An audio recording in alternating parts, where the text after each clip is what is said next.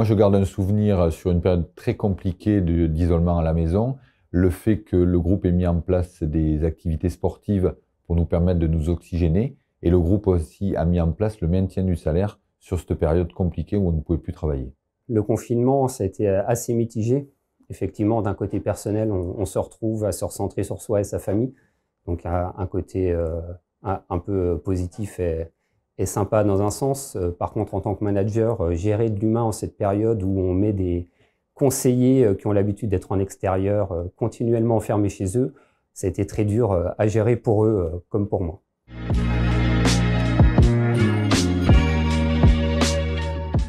Alors, le groupe a mis en place des actions sportives, notamment au travers de cours de boxe et de séances de yoga, sur lesquelles j'ai participé parce qu'on était cloîtrés à la maison, donc ça m'a fait du bien. Ce que je retiens de ces actions, c'est que même si à titre personnel, je pratique du sport régulièrement, ça m'a permis de me rendre compte que pour mes conseillers, ce n'était pas forcément le cas et de les inviter à faire cette pratique pour leur bien-être pendant cette période.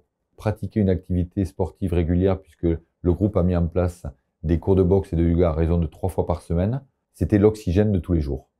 Alors, grâce à la dynamique, j'ai mis en place des actions, des réunions basket, donc où le thème était d'être en extérieur, en basket et avec son téléphone en visio pour échanger sur quelques sujets importants et surtout échanger aussi librement et s'aérer l'esprit.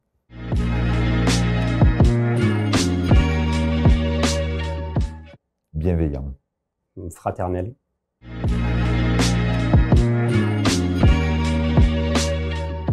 Alors, les rendez-vous du pôle formation, c'est 3 quarts d'heure où on apprend à se former et échanger les bonnes pratiques entre collègues avec une ambiance très cordiale. C'est les derniers jeudis du mois. On nous propose en fait une réunion en visio sur différentes thématiques.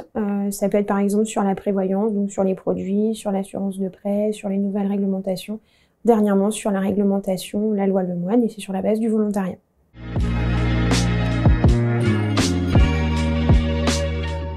Dans les rendez-vous du pôle formation, ce que j'apprécie, moi, c'est qu'on peut poser les questions en amont, on peut les poser en direct, c'est interactif, et il n'y a pas que du descendant. Ça nous permet en fait de nous reformer, c'est des moments en fait enrichissants, ça nous permet d'échanger entre nous les bonnes pratiques, et puis parfois de se perfectionner sur certains points, avoir quelques petites précisions.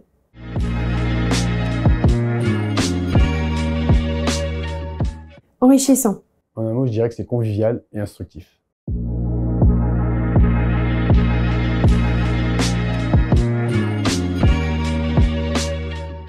Donc rouler en Tesla, pour moi, ça a apporté une qualité, notamment à travers le confort du véhicule, le silence, et puis également en termes d'organisation, puisqu'il faut pouvoir organiser sa charge, mais comme on a un véhicule avec une très grosse autonomie, pour la peine, ça a été facilitateur d'avoir choisi en tout cas la marque Tesla.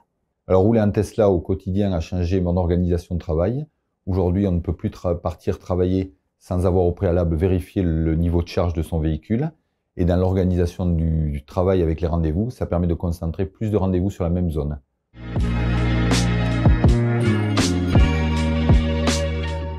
Citoyen. Je dirais innovant.